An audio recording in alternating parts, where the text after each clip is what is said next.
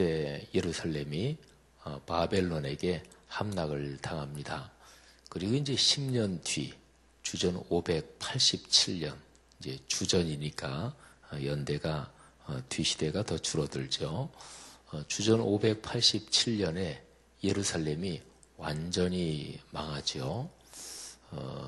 597년에 이제 1차로 바벨론으로 사람들이 포로로 끌려가고요. 그리고 이제 10년 뒤에 완전히 망하고 나서는 또 더 많은 사람이 포로로 끌려가고 또 사륙당하고 그렇게 됩니다.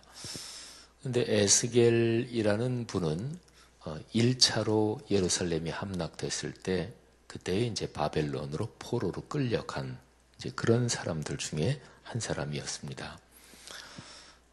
그런데 1차 함락 이후에 예루살렘에 남아있는 사람들, 그러니까 포로로 끌려가지 않고 남아있는 사람들, 그 사람들 중에서 이런 생각을 가진 사람들이 많았어요. 뭐냐면 포로로 끌려간 사람들은 하나님 앞에 벌을 받은 거다. 그리고 예루살렘에 남아있는 우리들은 우리가 말하자면 하나님께 사랑을 받고 또는 우리가 중심적인 사람들이다. 이런 생각을 많이들 가졌던 것 같아요. 그래서 예루살렘에 남아있는 사람들이 자신들은 죄가 없어서 벌을 안 받은 것처럼 이제 그런 생각들이 있었던 거죠. 상황 파악을 잘 못하고 있는 거죠. 교만했던 거죠. 그래서 오늘 15절 말씀에 보면 인자야 하고 한 주의 영이 부르십니다. 주님이 부르시는 거죠. 그런데 인자는 에스겔을 말해요. 그러니까 에스겔아, 예루살렘 주민들이 너한테, 그러니까 바벨론으로 포로로 끌려간 그 사람들한테 다음과 같이 얘기하는구나. 그러면서 하는 얘기가 그 15절이에요. 그러니까 예루살렘 주민이 내 형제, 곧 내 친척, 형제, 친척, 온 이스라엘 족속을 향하여 이르기를, 그러니까 이거는 바벨론으로 포로로 끌려가 있는 사람들이다. 이렇게 보시면 좋아요. 예루살렘에 남아있는 주민들이 바벨론으로 포로로 끌려간 너희에게 말하기를, 이 땅은 우리에게 하나님이 주셨다. 너희는 죄를 지어서 그렇게 벌을 받고 먼 나라로 끌려갔지. 이 땅은 너희하고는 상관없다. 뭐 이런 식으로 얘기를 한다는 거죠. 근데 하나님께서 그 에스겔한테 두 가지를 얘기하라고 말씀하십니다. 그렇게 얘기하는 그 사람들한테 너는 두 가지를 얘기해라. 첫 번째가 15절, 16절이고 그리고 두 번째 얘기가 17절입니다. 16절 말씀은 이런 얘기예요. 자, 주님이 말씀하신다. 내가 비록 그들을 멀리 이방인 가운데로 쫓아내고 또 포로가 되게 하고 그랬지만 그들이 쫓겨간 그 나라에서 내가 그들한테 성소가 되겠다. 그러니까 바벨론으로 쫓겨났잖아요. 근데 하나님이 말씀하시기를 바벨론으로 쫓겨난 너희들에게 내가 성소가 된다. 이 얘기는요, 하나님이 그쪽으로 가시겠다는 거예요. 하나님이 바벨론으로 가시겠다. 여기에 내가 잠깐 그들에게 성소가 되리라. 잠깐 이렇게 말씀하셨는데 바벨론으로 포로로 끌려가는 그 상황이 영원히 지속되는 게 아니다. 언젠가는 돌아온다. 근데 잠깐이라고 한 것은 역사적으로 정확하게 얘기하면 한 50년 정도 만에 이제 포로지에서 1차로 귀환하고 그 다음에 또 2차로 귀환하고 또 3차로 귀환하고 계속 귀환해요. 그래서 보통 성경의 예언으로는 바벨론 포로 생활 70년 이렇게 얘기를 하죠. 근데 어쨌든 그들이 포로로 끌려간 거기에 하나님께서 그들에게 성소가 된다는 거니까 하나님이 예루살렘에 계시지 않고 그 사람들, 오히려 포로로 끌려간 그 사람들한테 간다. 뭐 이런 말을 담고 있는 거예요. 그 다음에 두 번째 전하라고 하는 얘기가 17절 말씀에 있습니다. 거기에 보면 내가 너희를 만인 가운데에서 모은다. 너희를 흩은 여러 나라 가운데에서 다시 불러내서 모으겠다. 그리고 이 이스라엘 땅을 너희에게 주겠다. 이렇게 말씀을 하십니다. 그러니까 이제 상황이 완전히 거꾸로잖아요. 예루살렘에 남아있는 사람들이 이 땅은 우리 거다. 바벨론 포로로 끌려간 너희들은 다 죄지어서 벌받아 싸고 우리가 말하자면 주인이다. 그랬는데 하나님께서 아니다. 나는 예루살렘에 있지 않고 바벨론 포로로 끌려간 그 사람들한테 가서 성소가 성전이나 마찬가지예요. 내가 그들한테 가겠다. 성전은 어디가 성전인가요? 하나님이 계신 곳이 성전입니다. 멋있게 지었다고 성전이 아니고요. 크게 지었다고 성전도 아니고 안에서 종교 예식을 진짜로 멋들어지게 진짜로 음악도 훌륭하고 그랬다고 해서 그게 성전이 아니고 성전인 요건은 하나님이 거기 계셔야 성전이지요. 근데 하나님이 바벨론 포로지 내가 그들한테 가 있겠다 이런 말씀이고요. 그리고 포로로 끌려가고 흩어버린 하나님이 매를 때려서 흩어버린 사람을 그냥 놔두는 게 아니다. 그들을 다시 모은다. 그래서 지금 여기 예루살렘을 중심한 이스라엘 땅을 그 사람들한테 준다. 지금 예루살렘에 남아있는 사람들이 아니다. 이렇게 말씀하시는 거예요. 근데 그 땅을, 이스라엘 땅을 그 사람들한테 준다. 근데 그렇게 다시 모인 사람들이 무슨 일을 하느냐. 이게 중요합니다. 그게 18절, 19절, 20절, 3절에 나와요. 자, 그들이 다시 모여서 예루살렘에, 이스라엘에 모여서 하는 일이 우상을 제거하는 것입니다. 그 가운데 모든 미운 물건, 그리고 가증한 것을 제거해 버린다. 그러니까 우상 숭배를 다 척결하고 타파한다. 그런 얘기죠. 근데 이 18절 말씀은요. 왜 이스라엘이 하나님께 벌을 받았는지 그 이유를 얘기하는 거나 똑같아요. 왜 그들이 멀리 흩어졌을까? 왜 하나님의 매를 맞았을까? 그런 우상을 숭배했기 때문이다. 거꾸로 뒤집어서 얘기하면 하나님만 경외하고 하나님께 예배하지 않았기 때문이다. 이렇게 되는 거죠. 신앙생활에서 이것이 바로 중심입니다. 그러니까 하나님께 예배하고 하나님을 섬기는 것. 이것이 분명해야 되죠. 이것이 분명하지 않을 때는 필시 우상 숭배에 빠지게 됩니다. 자, 그리고요, 우상을 다 제거하고, 그리고 이제 하나님께서 또 하시는 일이 있어요. 내가 그들에게 한 마음을 준다. 그 속에 새 영을 준다. 그래서 돌같이 굳어진 마음을 없애버리고 살처럼 부드러운 마음을 준다. 한 마음을 주고 새 영을 준다. 그러니까 사람은 마음이 어떠냐, 속이 어떠냐가 그 사람의 밖으로 나오는 말과 행동을 사실은 결정하죠. 물론 사람들 중에는 속은 안 그러면서 밖으로 다르게 말하고 다르게 행동하고 그렇게 자기를 감추고 위장하는 사람이 있어요. 근데 그게 모든 사람을 늘 그렇게 다 속일 수는 없죠. 자기 자신의 본 모습은 드러나게 돼 있습니다. 그러니까 참 중요한 게 마음이 어떠냐, 영혼이 어떠냐, 그게 중요하고, 그래서 신앙생활은 마음을 가꾸어 가는 것이고, 그리고 영혼을 훈련하는 것입니다. 그게 바로 신앙생활에서 굉장히 중요한 거죠. 근데 하나님께서 나중에 포로지에서 다시 돌아오게 되면 그때쯤에는 내가 그들에게 한 마음이 되게 하고 새 영을 준다. 이거는 하나님께 죄를 지어서 우상을 숭배해서 그리고 이제 멀리 포로로 끌려가고 흩어지고 그랬는데 그들의 마음 속에는 그때 죄 지을 때는 한 마음이 아니었다는 거죠.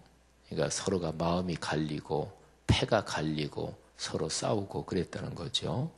그리고 영혼이 더러워지고 그리고 어지러워졌다. 그런 거죠. 근데 우상 숭배는 그럴 수밖에 없어요.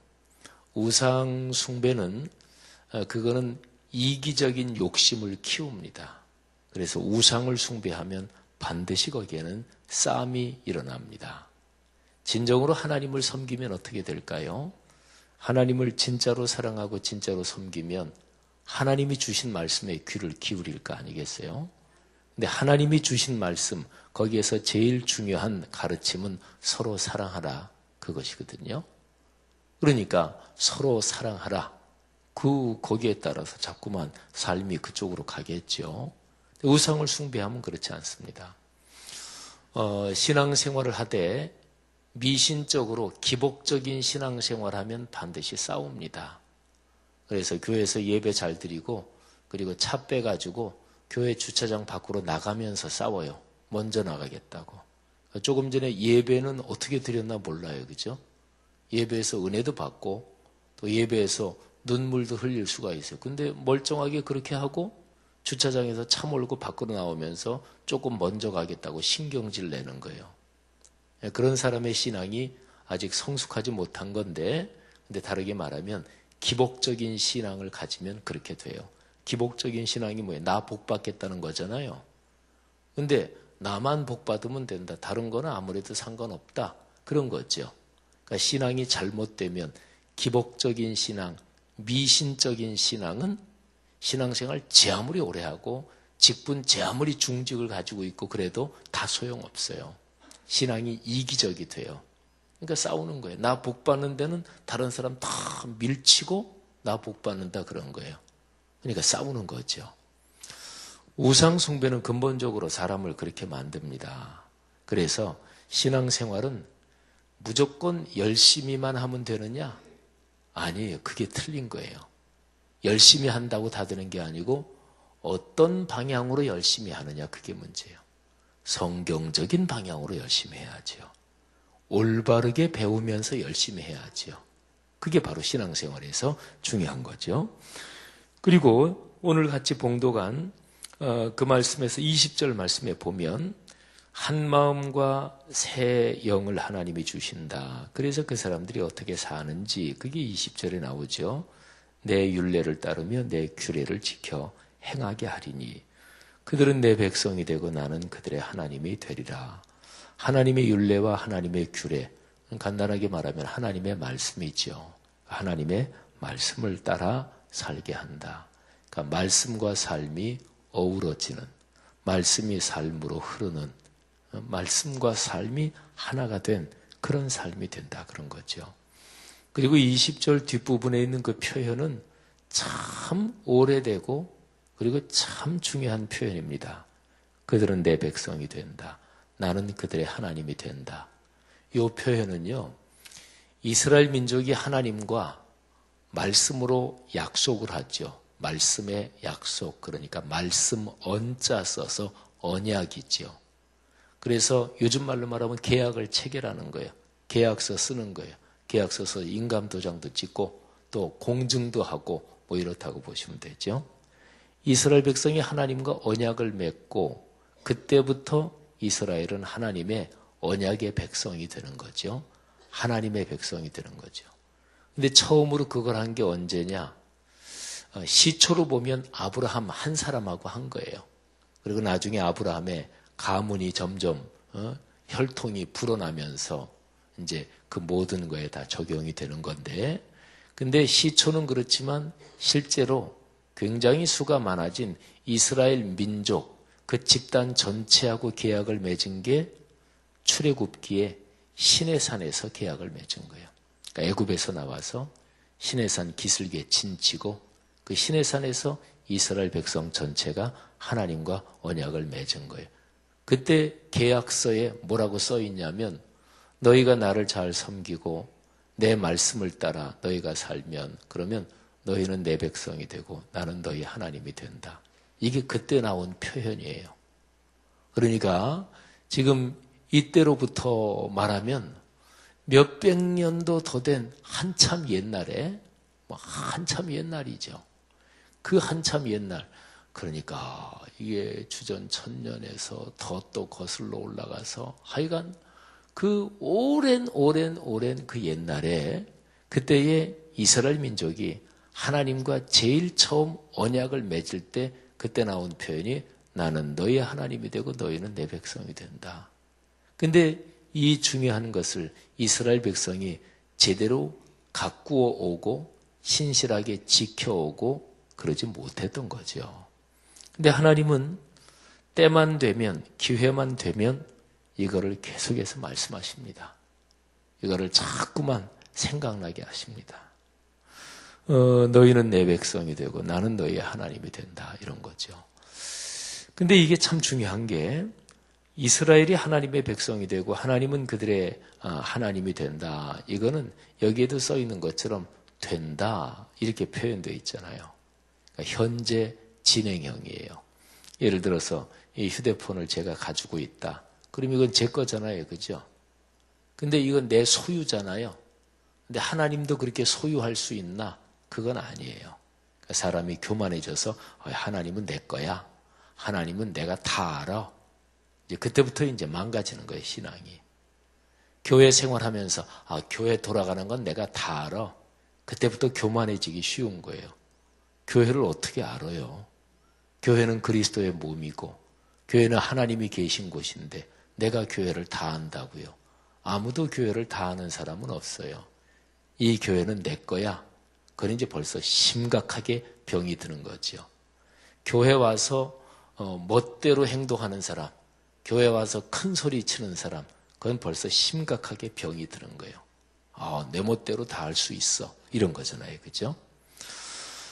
하나님께서 이스라엘 백성과 한참 옛날에 하시는 그 약속을 하나님은 결코 잊지 않으십니다. 그리고 하나님은 계속해서 그거를 생각나게 하고 그리고 이스라엘 백성을 그리로 이끌어가게 하시는 거죠.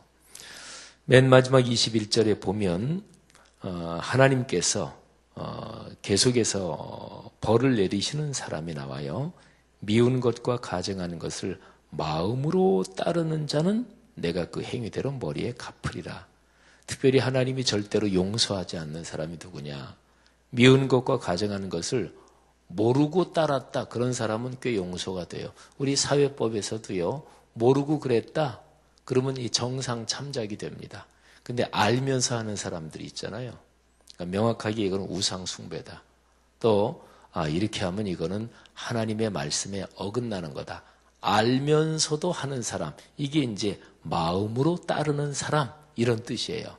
악한 거, 못된 거, 그게 악하고 못됐다는 거 알아요. 하나님의 뜻이 아니라는 것도 알아. 그리스도인이 그렇게 살면 안 된다는 것도 알아. 그러면서 자기의 마음으로 계획적으로 지속적으로 그리고 아주 진지하게 또는 독하게 그 일을 하는 사람, 그런 사람을 하나님이 그 행위대로 반드시 그 머리에 갚는다 하는 거죠. 신앙생활에서 내 마음을 잘 성찰하고 그리고 하나님 앞에서 진실한 마음을 가지고 사는 것이 참 중요합니다. 성도 여러분들이요, 오늘 같이 묵상한 이 에스겔서 말씀, 여기에서 핵심은 무엇일까요? 그거는 하나님께 예배한다. 하나님 앞에서 산다. 바로 이것이지요. 오늘 그리고 내일 이제 2017년이 이틀 남았네요. 네, 그리고 내일 지나면 바로 새해가 됩니다. 하나님께서 우리에게 또 이렇게 해가 바뀌는 이런 시점에 다시 한번 또 은혜를 주실 것입니다. 그래서 새해에 새 마음 또 새 영을 주셔서 하나님이 여러분의 삶을 축복하시기를 원합니다.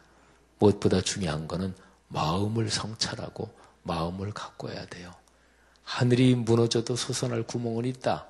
호랑이한테 물려가도 정신만 차리면 산다. 그런 게 다 이 마음에 대한 얘기예요. 우리 속담에도. 그건 어느 나라 속담이든 마찬가지예요. 근데 하나님의 계시의 말씀 성경에서는 그 마음에 하나님을 모셔야 된다. 이 얘기를 하는 거예요. 그 마음에 하나님의 말씀을 새겨야 된다. 이 얘기를 하는 거예요. 사람이 도덕적으로 마음을 수양해서 되는 문제가 아니고 그 마음에 하나님이 오셔야 된다. 바로 성령, 하나님의 거룩한 영이 그 마음에 계셔야 된다. 이게 이제 성경의 가르침이죠. 하나님의 영으로 여러분의 삶이 충만해져서 하나님이 주시는 온갖 복이 여러분의 삶에 충만하기를 다시 한번 축원드립니다. 기도하겠습니다. 하나님 은혜 감사합니다. 오늘 말씀이 우리의 삶에 큰 복이 되게 하시옵소서. 또 이틀 남았습니다. 그리고 내일은 마지막 날이면서 또 주일입니다. 또 성찬식이 있습니다. 하나님께서 성찬식을 통해 큰 은혜 받도록 성도들을 축복해 주옵소서. 감사합니다.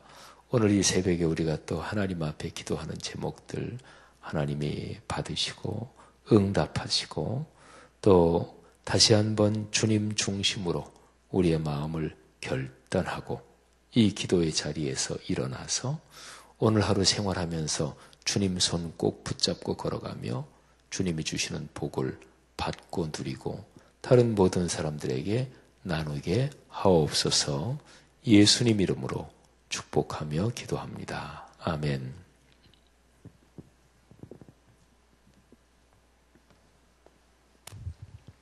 귀한 말씀 감사드립니다. 주님이 가르쳐 주신 공동기도문 말씀사문동 온세계 선교입니다. 성경의 중심 가르침 말씀사문동 온세계 선교의 비전은 주님이 말씀상 공동체 성락성결교회에 주신 명령임을 믿습니다. 이 소명을 사명으로 받아 순명하여 이루도록 우리를 이끌어 주옵소서.